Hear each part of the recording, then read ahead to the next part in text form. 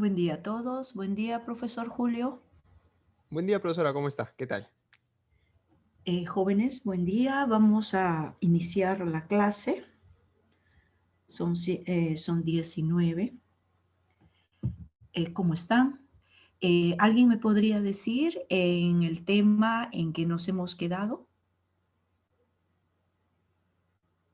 Jóvenes, buenos días.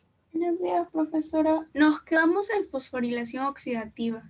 Muy bien, hijita. Muchas gracias. Perfectamente, ¿no? Muy bien. No es que yo no lo recuerde, ¿no? Lo recuerdo, ¿no? Pero quería saber si tengo alguna señal que ustedes están haciendo el seguimiento al curso, ¿no? Miren, claro, nosotros nos hemos quedado en fosforilación oxidativa, ¿no? Vamos a hacer un poquito, mira esta diapositiva que tengo acá, hace el recuento de lo que hemos visto en respiración celular aeróbica, ¿correcto? Obviamente, esto es una respiración celular aeróbica. ¿Por qué?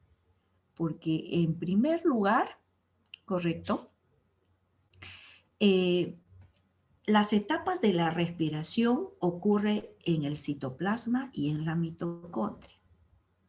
En general, la anaeróbica, correcto, en general, este tipo de respiración ocurre en organismos procariotas, es decir, en bacterias.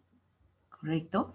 Entonces, por lo tanto, si bien dice ahí etapas y ubicación de la respiración celular aeróbica, ¿no? Entonces, vamos a tratar de diferenciar con la anaeróbica. Y esta es la primera diferencia. ¿Cuál es una semejanza entre un organismo aeróbico y anaeróbico? En el caso de la respiración celular, ¿no? En ambos casos, la glucólisis ocurre a nivel de citoplasma. ¿Qué cosa es la glucólisis? En síntesis, ¿no? Es la transformación de la glucosa, ¿correcto? De la glucosa, miren el número de carbonos, en dos piruvatos o ácido pirúvico, ¿no? Entonces una molécula de carbono dio como producto dos moléculas de piruvato, cada una de 3 carbonos, ¿correcto? En este proceso, se sabe que la glucólisis produce un total de 4 ATPs, ¿correcto?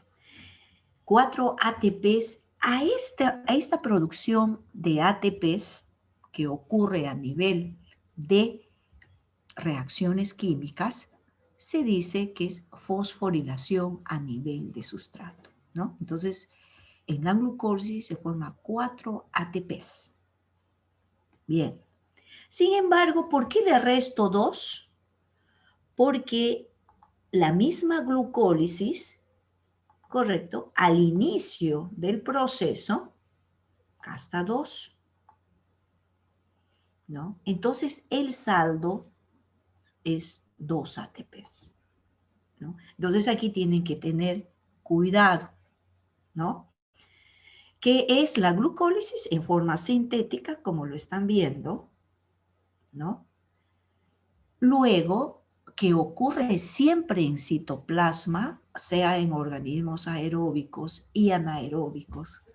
Algo que tal vez no muestra la figura o la diapositiva es que no es independiente. Este proceso es independiente de la presencia o de la ausencia de oxígeno. No requiere oxígeno. Si hay oxígeno, ocurre. Si no hay oxígeno, como es en un organismo anaeróbico, también ocurre. Es uno de las rutas, de las primeras rutas metabólicas que se formó en el origen de la vida. Y tal vez los primeros, no las protobacterias, ¿correcto? Utilizaban este mecanismo para producir lo que es energía celular, en este caso 2 ATPs. En los organismos aeróbicos, el resto de las etapas ocurre a nivel de mitocondria. ¿Por qué? ¿No? Entonces, aquí hay que diferenciar. Si es en mitocondria, entonces será, ¿correcto?, en los organismos eucariotas, sean estos unicelulares o sean estos multicelulares. Si es anaeróbico, ¿no? Si es anaeróbico y es un procariota, todos estos procesos, o sea, es decir, acetil, ciclo de Krebs y fosforilación oxidativa, ocurrirá, ¿correcto?, en citoplasma y en membrana plasmática. Bien. La segunda etapa es una etapa corta, ¿no?, donde los 2 piruvatos se transforman en 2 moléculas de acetil. Como ustedes ven acá, cada acetil tiene 2 carbonos. Entonces, lógicamente, cada piruvato tuvo que descarboxilarse, ¿no? Tuvo que liberar carbonos, perder carbonos en forma de CO2, ¿correcto? Entonces, aquí ha habido descarboxilación, ¿correcto? Porque esto ya lo hemos visto, y formó 2 moléculas de acetil, ¿correcto? A este acetil se une el CoA. Pero miren ustedes, si bien es cierto, no hay producción de ATP, como estoy señalando, no hay. Sin embargo, el proceso reduce 2 NADs. Acá también hay 2 NADs, en glucólisis también hay 2 NADs, ¿correcto? Produce 2 NADs. 2 NADs reducidos, correcto. Este NAD reducido, ¿qué lleva? Los protones y los electrones que está perdiendo la glucosa. Recuerden que la respiración es un proceso oxidativo. La glucosa se va a degradar hasta CO2. Entonces, 2 NADs, acá también 2 NADs igual en glucólisis, es el balance, correcto. Ahora, este acetil-CoA de 2 carbonos se une, cada acetil se une a una molécula de oxalacetato de 4 carbonos. ¿Y qué sintetiza? Obviamente 2 citratos, ¿correcto? Ahora, los citratos se va a oxidar, porque es un proceso oxidativo también. Y de ese proceso se va a sintetizar moléculas equivalentes a 2 ATPs, ¿correcto? Y fíjense ustedes, se va a reducir 10 coenzimas NADs y 2 FATs, ¿no? Entonces, hasta acá, toda la glucosa, ¿correcto? Toda la glucosa ya se oxidó, porque el ciclo de Krebs también libera 4CO2, ¿correcto? 4CO2 del ciclo de Krebs y 2CO2 de la etapa de acetil, ahí están los 6 de la que se expresa en la ecuación. ¿Qué cosa es lo que queda? Las coenzimas reducidas. Como sabemos que por cada molécula de glucosa, ¿correcto?, en una oxidación completa, se produce de 36 a 38 ATPs, ¿correcto? Sin embargo, hasta ciclo de Krebs solo se ha sintetizado un saldo de 4 ATPs. Quiere decir que el resto, es decir, 32 a 34 ATPs, se van a sintetizar en la fosforilación oxidativa. Aquí también hay una diferencia. En las células aeróbicas, escúchenme, eucariotas, es decir, que tienen mitocondria, la fosforilación oxidativa se produce en cresta. Sin embargo, la fosforilación oxidativa en un organismo anaeróbico se produce a nivel de membrana plasmática, en un lugar, en un pliegue que se llama mesosoma. ¿Correcto? Entonces, si nosotros hacemos la contabilidad entre los 32, los 34, más 4 que se han formado, ¿no? 2 a 2 en glucólisis y en ciclo de Krebs, entonces ahí tenemos los 36 y los 38 ATPs. Entonces, de la diapositiva, una pregunta puede ser, ¿no es cierto? ¿Cuántos ATPs produce la fosforilación oxidativa? Fosforilación oxidativa. 32 a 34 ATPs.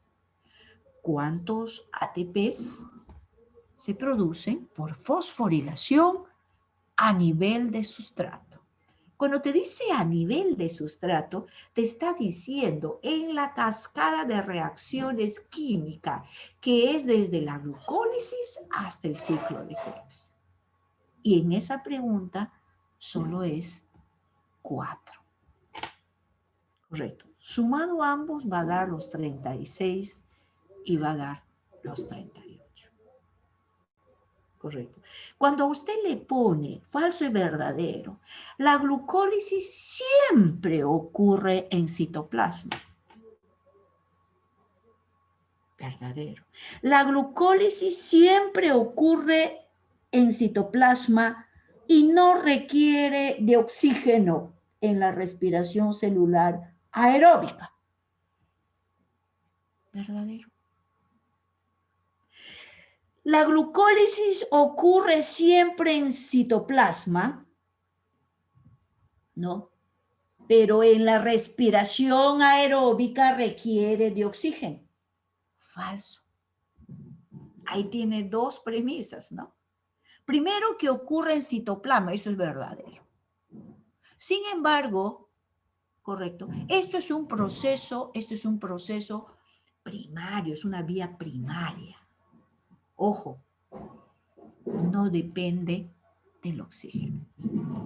Por eso es que, solamente les digo que en muchos libros, a la glucólisis no se considera como una etapa de la respiración celular, ¿no? En muchos libros parte desde acetil, ciclo de Krebs y fosforilación oxidativa. Pero en su libro se ha unido como una propuesta pedagógica. Entonces, en la respiración celular siempre va a ocurrir glucólisis. ¿Cierto? Ahí está. Otra pregunta podría ser, ¿no? ¿Cierto? Al final o hasta el ciclo de Krebs, ¿cuántas coenzimas se han reducido? Aquí está la respuesta. 10 NADs y 2 FADs. ¿No? O sea, estos 32 o 34, fíjense, es la energía equivalente a 10 NADs y 2 FADs. Estos es equivalente a esto. Correcto. Entonces, estas coenzimas, ¿qué ha sucedido con estas coenzimas entonces? Se han oxidado. Por eso se llama fosforilación oxidativa. Y recuerden ustedes que un proceso oxidativo libera energía. Y esa energía que libera este proceso oxidativo que se lleva a cabo en una cadena transportadora de electrones, que está en la cresta, es la que va a impulsar a la síntesis de los 32 a los 34 ATPs. ¿Cómo? Su libro va un poquito más al detalle. Y esta parte está bien explicada porque yo lo he redactado. ¿Correcto? Entonces nos ubicamos primero. Mira, acá está este que estoy resaltando, corresponde, fíjense, a toda esta parte de la cresta de la membrana interna. Quiere decir que la membrana externa, claro, está más abajo. ¿Así? Esta es la membrana externa. Entonces, este es la membrana interna que se llama cresta. Si usted nota, para hacer fosforilación oxidativa, no es cualquier membrana. La membrana tiene que tener algunos elementos muy importantes, como la cadena transportadora de electrones, ¿no? Estas proteínas que estoy, ¿no? Estas proteínas forman parte de los eslabones de la cadena. ¿Y cuál es su función? Su mismo nombre lo dice, transportar electrones. ¿De dónde vienen esos electrones? Cuando las coenzimas que se han generado hasta el ciclo de Krebs, que están reducidas, liberan sus electrones a la cadena y pasan a un estado oxidado. Por eso se llama fosforilación oxidativa. Entonces tiene que tener una CTE, una cadena transportadora de electrones, pero además, correcto, es importante una enzima muy compleja, correcto, que en otros libros le llaman partícula F. Su libro solamente destaca la ATPasa sintetasa, ¿no? Que es parte de la F1, ¿no? Pero la F0 que está acá es el canal protónico que es importante, ¿no? Entonces su libro le llama ATPasa sintetasa.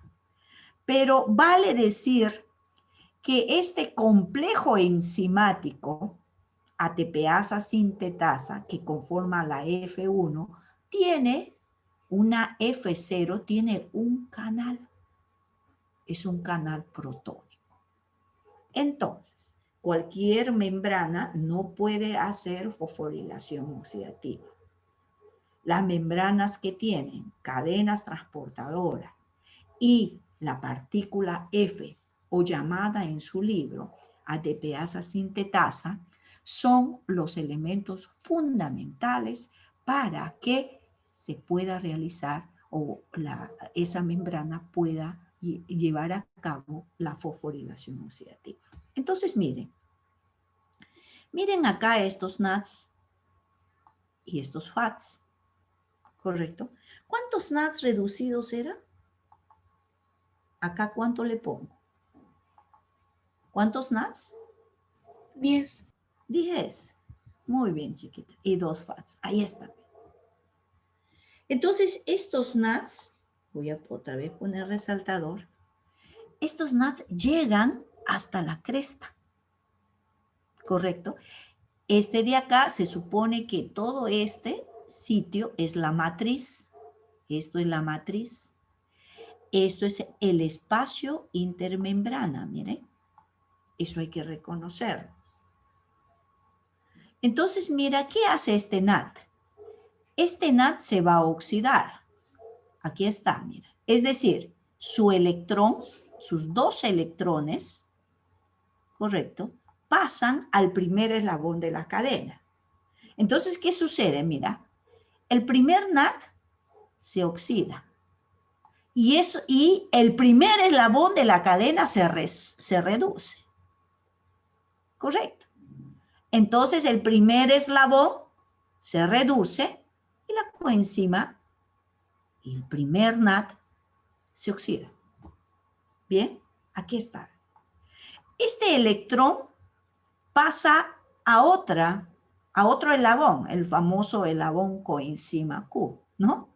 Entonces pasa hasta acá, este de acá, pasa acá, ¿correcto? Entonces aquí, esta proteína, este eslabón, se oxida y este se reduce. Y así sucesivamente. Y pasa acá y así sucesivamente. Ese es el primer NAT. Pasa el segundo, pasa el tercero, pasa el cuarto, hasta los 10. Hasta los 10 NATs. Correcto. Entonces, ¿eso qué genera? Es un proceso oxidativo, de óxido-reducción. Entonces, ¿qué sucede con en ese proceso? En ese proceso libera energía. Yo le voy a poner como E. Esa energía sirve para que su protón o los protones, miren, pase al espacio intermembrano. Entonces, cada coenzima reducida deja su electrón en la cadena para que vaya saltando de eslabón en eslabón, y la energía que genera el salto del electrón permite que sus protones migren hacia el espacio intermembrano. Ese proceso que les acabo de decir se llama también quimioósmosis. Imagínense ustedes que tanto los 10 NATs y los 2 FATs, ¿correcto? Sucede esto con sus electrones a la cadena, ¿no? Genera energía y esa energía permite migrar sus protones hacia el espacio intermembrano. Miren, y aquí están todos los protones de las coenzimas. Entonces dice, se eleva la concentración de protones en el espacio intermembrano. Y ese incremento de protones forma una fuerza potencial que en su libro le llaman fuerza protón motriz. Fuerza. ¿Correcto? Y una fuerza que produce trabajo, ¿no? En este caso, ¿qué va a producir la fuerza protón motriz? Y aquí está señalado por las flechitas. El arrastre de los protones, ¿correcto?, a través del canal protónico de la partícula F del espacio intermembrana hasta la matriz, ¿no? O sea, el regreso, el retorno, la fuerza protón motriz produce el retorno de los protones del espacio intermembrana hacia la matriz. Ahí está. Y esta fuerza de pase de los protones genera energía. Energía que va a servir para fosforilar los ADPs que hay en cantidad, ¿correcto? Y generar, ¿cuántos ATPs? ¿Cuántos ATPs? De 32 a 34. Muy bien, de 32. Correcto. Y a veces en el examen les preguntan eso, 32 a 34 ATPs. Y el alumno contesta mecánicamente, ¿no? 36, 38, 36, 30. Y se olvidó cómo es el balance energético en las etapas. Ahí está. Entonces, este es el primer producto, ¿no? En la ecuación que nosotros hemos visto, que la glucosa, ¿no?, más el oxígeno, ¿no?, 6 moléculas de oxígeno produce 6 CO2, ahí está, más, correcto, más 6 moléculas de agua. Bueno, y dice, y todo esto produce de 36 a 38 ATPs, de los cuales la fosforilación produce 32, 34. Entonces, ese es el primer producto. ¿Cuál es el otro producto? El agua. ¿Correcto? ¿Cómo se produce el agua? Miren. Cuando los electrones, y aquí lo estoy señalando, cuando los electrones llegan al último eslabón de la cadena transportadora, ¿correcto? Obviamente necesita un aceptor final. Y el aceptor final en una respiración celular aeróbica es el oxígeno. Ahí está. Entonces, estos electrones son aceptados por el oxígeno. El oxígeno se energiza, ¿no es cierto? E inmediatamente hace enlace con dos hidrógenos, formando lo que se llama agua. 6 moléculas de agua. Ahí está el otro producto. Y los 6 CO2, ya saben ustedes que 2 descarboxilaciones se forman en acetil-CoA y 4 en ciclo de Krebs. Hasta ahí están los 6. Por eso es que se dice que cuando se llega al ciclo de Krebs ya no existe glucosa. Solamente quedan los ATPs que inmediatamente la célula las utiliza mientras se produce, ¿no? Lo que queda van a ser los protones y los electrones para que se oxiden en la cuarta etapa, en la etapa de fosforilación. ¿Correcto? Eso está explicado y espero que lo lean, ¿correcto? Entonces, aquí está. El agua. Entonces, acá quiero que se fijen ustedes que la respiración aeróbica y anaeróbica son procesos de oxidación completa. Ojo, ¿ah? No confundamos con la fermentación. ¿No? O dice, la respiración anaeróbica, no, no, eso es fermentación. No, no, no, no. Los dos procesos, ¿no es cierto?, son oxidativos completos. Es decir, la glucosa llega hasta los 6 CO2. ¿No es cierto? Sin embargo, la diferencia está en los aceptores. Obviamente en los aeróbicos, a ver, vamos a poner el resaltador, el agente oxidante, que a su vez es el aceptor final en la fosforilación, es el oxígeno. En la anaeróbica hay varios aceptores, dependiendo dónde vive el organismo. Puede ser nitrato, puede ser sulfato, puede ser CO2. Y dependiendo de estos aceptores finales, mira, los productos, además de ATP, si es nitrato, va a ser nitrito. Si es sulfato, va a ser sulfuro de hidrógeno u otro, ¿correcto? Si es CO2, va a ser metano. En cambio acá, como el aceptor es oxígeno, el otro producto, además del ATP, va a ser el agua. Entonces hay diferencias, se dan cuenta ustedes. La otra es que la aeróbica rinde más, produce más ATPs, 36 a 38 ATPs. En el caso de la respiración celular anaeróbica, la producción de ATP es menos, ¿no? Puede ser de diferente número. Aquí no hay un número estandarizado por la diversidad de organismos procariotas que existen. ¿Correcto? Bien. En general, la respiración celular anaeróbica ocurre en bacterias. Mira, casi son procariotas, ¿correcto?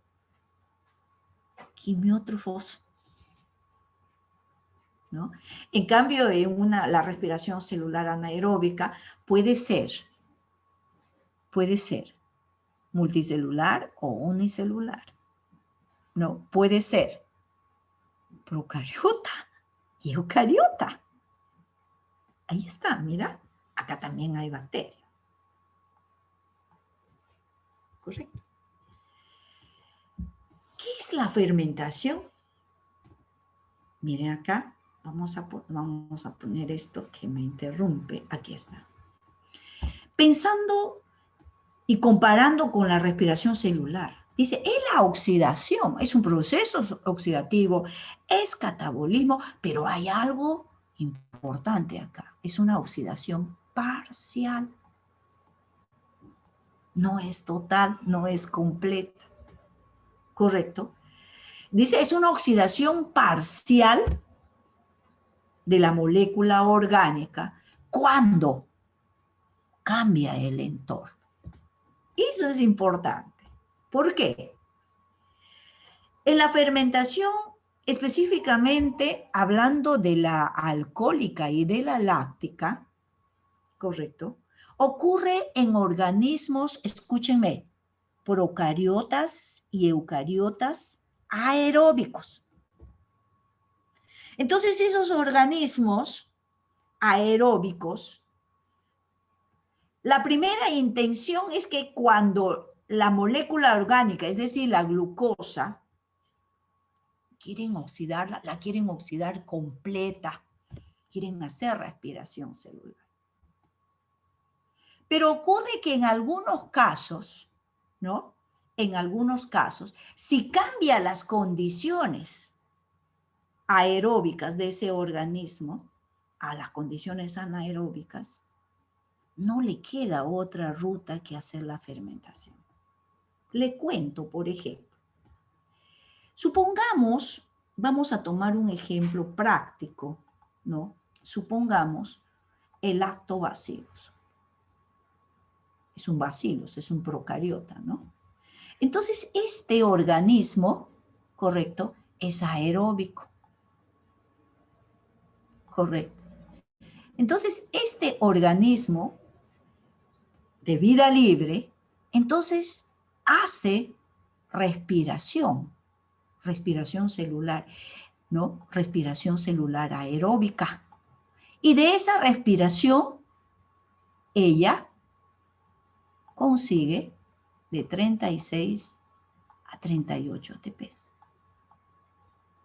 ¿Correcto? Y vive feliz. No solamente energía, harta energía para conservar la estructura, sino también para reproducirse. Pero ¿qué pasa si yo a esta bacteria la encierro en un recipiente? Completamente sellado al aire, no hay oxígeno, ¿no? Entonces el aeróbico dice, no hay aire, no hay oxígeno. Correcto. ¿Qué hace la bacteria? ¿Va a hacer respiración celular aeróbica? Ya no la va a hacer, o la va a hacer de manera parcial. ¿Hará glucólisis? ¿Qué dicen ustedes? Sí. ¿Hará glucólisis esa bacteria? Sí. Sí, porque la glucólisis no requiere de oxígeno. ¿Hará acetil-CoA? ¿Hará ciclo de Krebs? ¿Hará fosforilación oxidativa? No, porque no hay oxígeno. Correcto. Es aeróbica, no hay oxígeno y se bloquea los procesos. Ahí está. Si no hay oxígeno disponible, correcto, las etapas de acetil, ciclo de Krebs y fosforilación oxidativa no ocurren. Mira, todos los procesos a nivel de mitocondria que requiere oxígeno no ocurren. Correcto. Entonces, ¿qué sucede? Por eso dice que es una oxidación parcial. Entonces, ¿qué sucede con el piruvato? Entonces, el piruvato, ahí está, ¿dónde está mi punterito? El piruvato se va a transformar. Sigue la ruta ¿de qué? De la fermentación. Esta fermentación puede ser etanol. El producto puede ser etanol y será una fermentación alcohólica, o puede ser fermentación láctica. Su producto será el ácido láctico o lactato. ¿Se dan cuenta? Que las condiciones de anaerobiosis es importante. Miren. Entonces la fermentación láctica, ¿en dónde ocurre? Mira, no solamente en las bacterias que hemos visto, el caso del ejemplo, sino también en las células nerviosas. Por ejemplo, en las células musculares. Por ejemplo, cuando usted, quiero ser rapidita acá, usted es aeróbico, ¿verdad? Claro que sí. ¿Y cómo es que tu célula muscular va a hacer fermentación láctica? Necesita de las condiciones anaeróbicas. Entonces, cuando usted sale al parque a hacer ejercicios y se pone de a poco calentando, ¿no?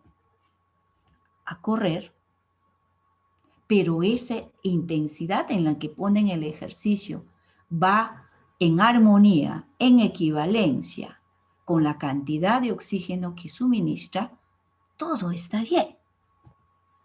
¿Correcto? Usted su célula muscular va oxidando glucosas.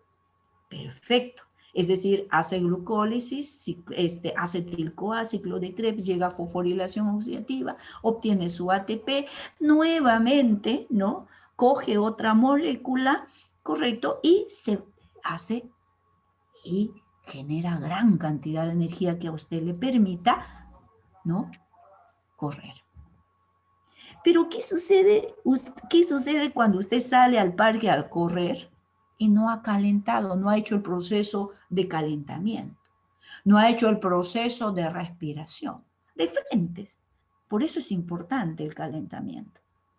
Porque si usted no hace calentamiento después que hace el ejercicio, no hace los estiramientos, después que hace el ejercicio le va a doler todo el cuerpo y al día siguiente no se va a poder levantar. Y no va a querer seguir haciendo, ejercitándose. ¿Se da cuenta? Entonces, ¿qué pasa cuando usted no hace el proceso de respirar? El ejercicio de la respiración profunda, de respirar por la nariz. Inspirar y expirar. Ingresar en ese proceso de ventilar los pulmones. Correcto. El oxígeno se embarca a las hemoglobinas y las hemoglobinas transportan ese oxígeno hacia todas las células del cuerpo. Entonces, todas las células musculares, ¿no? Están haciendo glucólisis, acetil, ciclo de Krebs, fosforilación oxidativa, acaba ese proceso, genera ATPs y molécula por molécula de glucosa produce abundante energía. Pero si usted no hace el proceso de la respiración, no ejercita, y hace el ejercicio contenido, ¿no? Hace el ejercicio, ¿no? Dice, se esfuerza mucho, pero no hace el proceso de respiración, de oxigenación. ¿Sabe lo que sucede? ¿No? Se bloquea acetil, se bloquea ciclo de Krebs, fosforilación oxidativa y la ruta de la fermentación láctica. Y comienzan los calambres y comienza el dolor. ¿Qué ha pasado? Usted no ha respirado. Usted ha exigido a sus músculos, pero no le ha aportado a través de la inspiración la cantidad de oxígeno suficiente. Ahí está, ahí se genera la condición de anaerobiosis. ¿Qué es lo que tiene que hacer? Parar el ejercicio, comenzar a respirar profundamente, ¿no? Usted respira y usted debe sentir que el aire pasa por toda la tráquea hacia los pulmones. Y si hace una respiración profunda, incluso puede llegar hasta el estómago. Y con el estómago lleno, usted primero, como que algo retorna, usted comienza a sacar el CO2 del estómago, del tórax y por la boca. Eso es una exhalación. Si usted no hace eso, ese ejercicio, no satura a sus músculos de oxígeno, entonces está por demás. ¿Correcto? Está causando más bien un daño. Entonces, cuando tenemos un calambre y dolor de cuerpo, ¿qué tenemos que hacer? Estiramientos suaves, pero respirando, ¿no? Esa respiración va a hacer que el ácido láctico retorne a piruvato y continúe hasta acetil-CoA, ciclo de Krebs y llegue hacia fosforilación oxidativa. Eso se llama el ciclo de Cori. Entonces, miren ustedes aquí. ¿Qué pasó? Ahí está. Miren. En la fermentación láctica, la glucosa pasa por glucólisis hasta 2 piruvatos. Esta es la primera etapa de la respiración, ¿no? Claro. Sin embargo, cuando hay condiciones de bajo oxígeno o de ausencia de oxígeno, ¿correcto? Entonces, estos piruvatos, mira, se van a reducir, van a ser los aceptores de los electrones y los protones del NAT. Entonces, el NAT, que se sintetizó en glucólisis, cede los electrones y protones a los piruvatos e inmediatamente el piruvato se convierte en ácido láctico o lactato. ¿Correcto? Ahí está. ¿No? ¿Cuál es el proceso de la fermentación? ¿Todo es el proceso de la fermentación? No, el proceso de la fermentación es la transformación del piruvato en ácido láctico. ¿La fermentación láctica requiere de la glucólisis? Sí, siempre va a ocurrir glucólisis. ¿Correcto? Entonces, la glucólisis es esencial. Claro, es que el organismo se quedó sin energía, no hay oxígeno, el agente perfecto oxidante. Entonces ¿qué hace el organismo, no? Inmediatamente, una ruta rápida es hacer fermentación para entrar en glucólisis, porque la glucólisis, llegar a la glucólisis y hacer cuantas veces glucólisis le va a permitir sumar ATP 2, 4, 6, 8, 10. Esa es una salida. En realidad, la fermentación láctica es una salida para poder producir, para poder compensar la cantidad de ATPs, ¿no? Porque la glucólisis produce 2. Pero si yo hago una ruta corta de la fermentación, llego a glucólisis, vuelvo a producir 2, ahora tengo 4, ¿no? Y si lo hago más rápido, voy a tener 6. Con eso voy a sobrevivir, ya que no puedo hacer respiración celular aeróbica. ¿Por qué? Porque estoy presa en condiciones anaeróbicas. Entonces, comparando con la alcohólica, aquí está. Mire, ocurre glucólisis. Bueno, el balance energético es 2 ATPs, 2 NADs, ¿correcto? Pero aquí ocurre algo. Si, por ejemplo, este organismo es una levadura en que ha sido encerrada, ¿no? Qué sé yo, en un bidón sumamente hermético donde no se permite el aire, entonces esos 2 piruvatos en anaerobiosis primero se descarboxila. Mira, ahí está la descarboxilación, se transforma en 2-acetaldehído. Y es el acetaldehído el último aceptor de electrones, es decir, el que se reduce. Ahí está. Inmediatamente se transforma en etanol. Acá, ahí están los 2. Le pregunto, ¿Quién es el último aceptor de electrones en la fermentación láctica?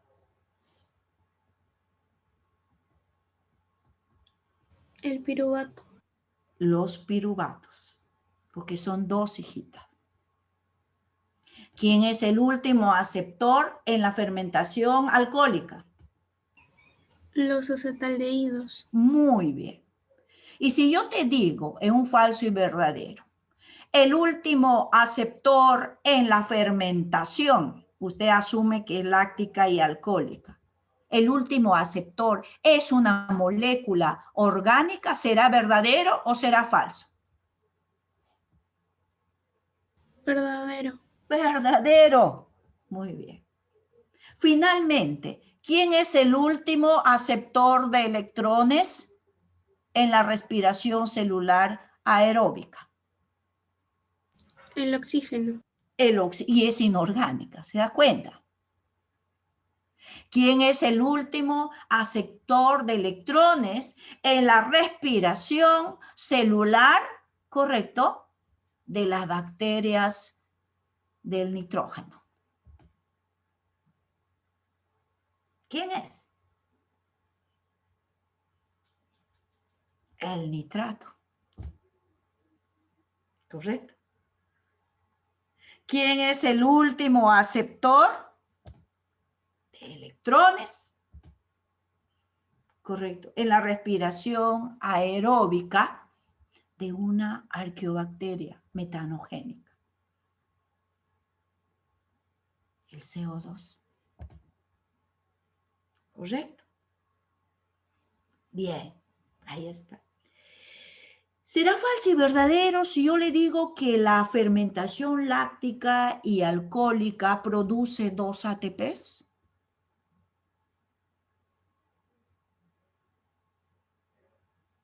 Mirando la diapositiva. ¿Será verdad que la fermentación, sea láctica o alcohólica, produce 2 ATPs? Verdadero.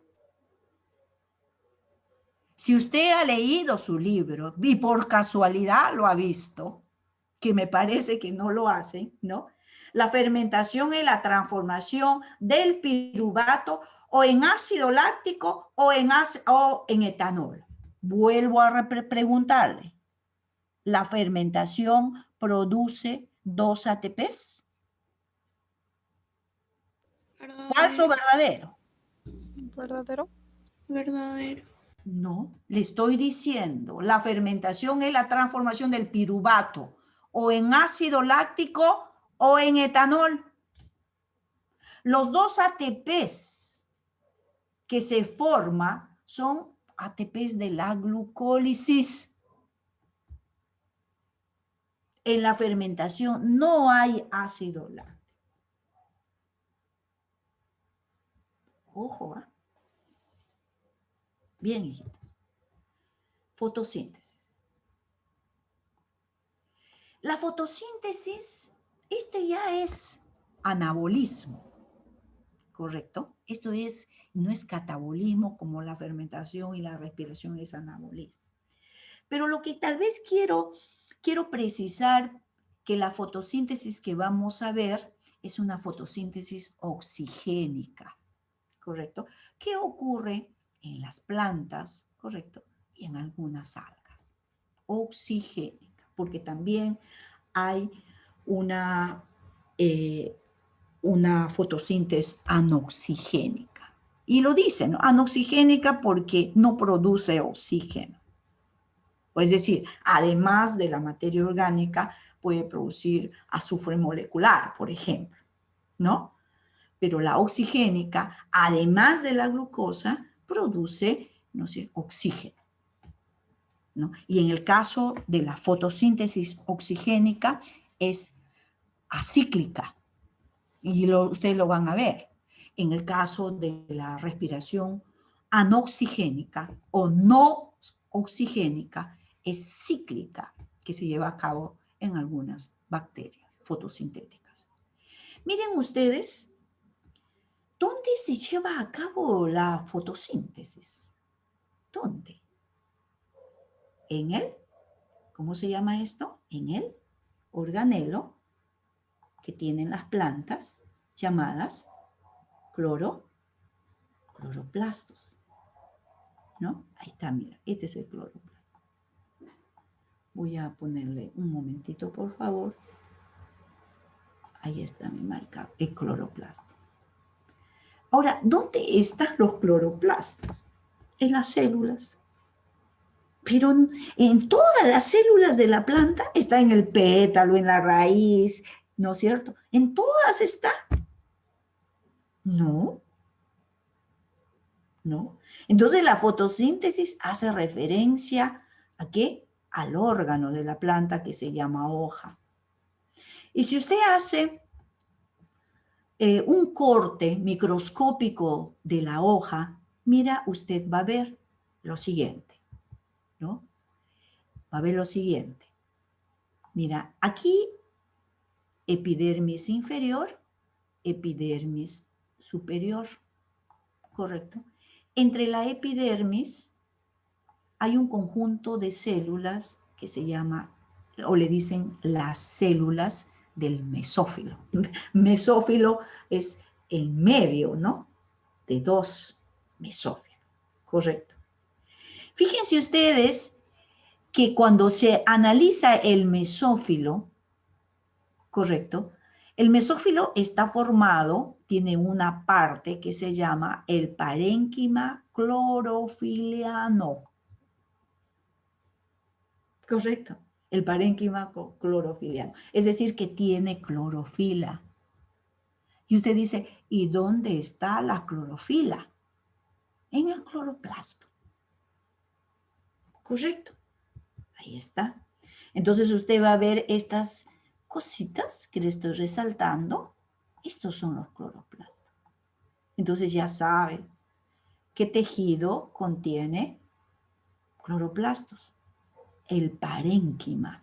El parénquima es el tejido cuyas células tienen clorofila. Y la clorofila está, correcto, en el cloroplasto. ¿No? Bien. Quiero que vean esto que para mí es fundamental. Fíjense que cuando hemos visto la respiración celular, correcto, la respiración celular utiliza como sustrato la glucosa al quien va a oxidar para transformar, correcto, hasta CO2 y agua. Y de ella obtiene 36 a 38 ATP, si es aeróbica, ¿no? Entonces, y utiliza como agente oxidante el oxígeno, ¿no? El oxígeno oxida la glucosa, ¿no? La oxida hasta 6 CO2, 6 moléculas de agua, y de ella obtiene 36 a 38 ATP. Ese CO2 que se elimina por la exhalación, ¿no? Y las moléculas de agua del ambiente, más la luz solar, correcto, son los sustratos, los requerimientos de la fotosíntesis. Todo está hecho perfecto, ¿no? De ahí que los heterótrofos no podemos vivir sin los autótrofos. Que mientras los autótrofos, correcto, sintetizan la materia orgánica para ellas y para los heterótrofos, los desechos, los excesos de agua, el CO2 que se libera y la luz solar del ambiente van a ser los requerimientos de la fotosíntesis. ¿Se dan cuenta que tenemos una dependencia? ¿No es cierto? Que debemos proteger y conservar a los autótrofos, porque sin ellos no somos. ¿Correcto? ¿O acaso usted se va al parque, abre las manos y dice fotosintetiza y ya usted se siente lleno? No, no, eso no es una capacidad nuestra, es de las plantas y están vivas y no son cosas, no son nuestros adornos, ¿correcto? Son seres vivos, ¿no? Que forman parte de los productores que van a sostener a los consumidores, que son los heterótrofos. ¿Bien? Y aquí está la ecuación general. Dice 6 moléculas de CO2 con 6 moléculas de agua, ¿correcto? Energía luminosa, ¿no? Y la clorofila del cloroplasto. Entonces, ¿qué va a generar? Mira, por un sinnúmero de reacciones químicas va a originar la glucosa y como resto va a eliminar oxígeno. Y este oxígeno y esta glucosa son los requerimientos de la respiración. Esos son procesos metabólicos complementarios. No hay que olvidarnos de la ecuación. Entonces vamos a hacer el mismo razonamiento de la ecuación de la respiración sobre esto. Mira, ¿qué sucede con el CO2? Le pregunto, ¿qué sucede? ¿Se oxida o se reduce el CO2? ¿Qué sucede? Se reduce. Se reduce, es decir, gana protones. Lo están viendo, ¿verdad? Y gana electrones. Muy bien, chiquita. Ese manejo se oxida y se reduce es importante en metabolismo. Es importante. ¿Qué sucede con el agua? Se oxida. Se oxida. Perfecto. Dice, entonces usted va a decir, el CO2 se reduce hasta glucosa. Y el agua se oxida, claro, liberando oxígeno. ¿No? La fotólisis del agua es un proceso oxidativo. Y de ese proceso oxidativo se libera oxígeno, como lo vamos a ver. Esa es la interpretación. En cambio, la glucosa se oxida hasta CO2 y el oxígeno se reduce hasta agua en la respiración celular. Entonces, eso hay que entenderlo, porque vienen muchas preguntas alrededor de eso. Tantas preguntas que he visto, ¿correcto?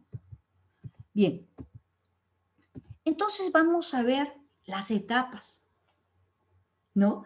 Dice, escúcheme, existen algunos organismos, como las plantas y las algas, que tienen capacidad de absorber la energía luminosa y transformarla en energía química.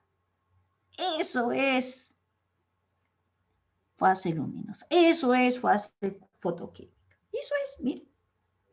¿Qué pasa? Mira, la fase luminosa son reacciones dependientes de la luz. Es decir, necesitan de la energía luminosa. Porque lo que se trata es de convertir esa energía luminosa en energía química. ¿Y cuál es la energía química? El ATP y la coenzima NADP reducida, o también llamada poder reductor. ¿Correcto? Entonces, liberándose además oxígeno. Entonces, estas reacciones que son dependientes de la luz también se llaman reacciones de Hill. Entonces, la fase luminosa, ¿no? Consiste en que la energía luminosa se va a convertir en energía química. ¿Dónde ocurre este proceso? Tilacoides. ¿Qué requerimientos necesita? Energía luminosa, necesita agua, ¿correcto? Bueno, necesita la clorofila. Pero si a usted le dice cuáles son los requerimientos ambientales de la fase luminosa, no, perdón, de la fase fotoquímica luminosa, la energía, el sol y el agua, ambientales. ¿Correcto? Ahora, ¿cuáles son los productos después que se ha llevado todas las reacciones de Hill? ¿Cuáles son los productos? ATP, energía celular, NADP y el oxígeno que se libera. Ahí está. Correcto. La fase fotoquímica, no, perdón, la fase oscura o biosintética es la continuación de la fase luminosa. ¿no? Miren ustedes. Estos productos intermedios del ATP y el NADP Profesora, se van a utilizar en la fase oscura. Sí, Julito, sí, entiendo. mil disculpas, lo que Podemos pasa es que salir. ya nos hemos pasado, sí, nos hemos pasado bastante, sino que pensé que la siguiente hora también iba a ser de química y veo que hay cambio para RM. ¿Qué hago, Julito? Usted dirá. Sí, si podríamos ya terminar ahorita porque sí estamos, Ya, y vuelvo a entrar, ¿verdad? Sí, si no, hacemos un descansito es como tenemos la siguiente hora también de biología, perdón, Sí, 10 minutos, ¿no, chicos? Y 11:20 comenzamos, ¿no? Porque ya estamos avanzados 10 minutos más, profesora. no hay ¿Parece? problema entonces. 10 Perfecto. minutos Chicos, más, ¿no? 10 minutos más, sí. Y Ya, 11:20 iniciamos, chicos. listo. Hasta luego.